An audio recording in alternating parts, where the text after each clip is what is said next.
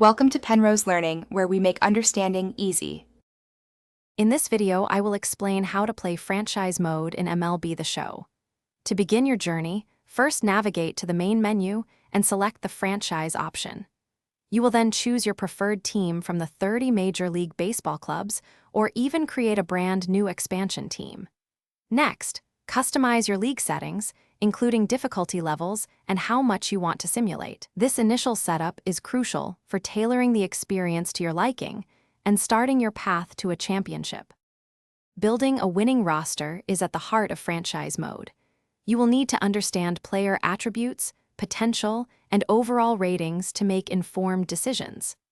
Effectively manage your minor league system, scouting and developing young talent, then promoting promising prospects to your 26-man roster. Strategic trades and smart free agency signings are also vital for filling gaps and acquiring star players to elevate your team's performance throughout the long season.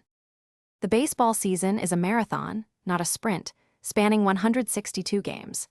You have the flexibility to play every single game, simulate entire series, or even just jump into key moments.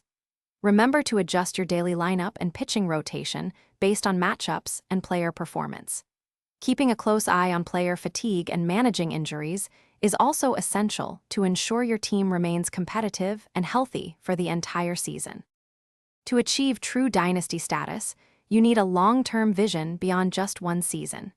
Develop a comprehensive strategy for sustained organizational success, focusing on both on-field performance and financial stability. Carefully manage your team's budget, making smart decisions about player contract negotiations and extensions. Your ultimate goal is to compete for and win multiple World Series championships, cementing your legacy as one of the greatest franchises in baseball history. Thanks for watching. If this was helpful, leave a like and consider subscribing. See you next time.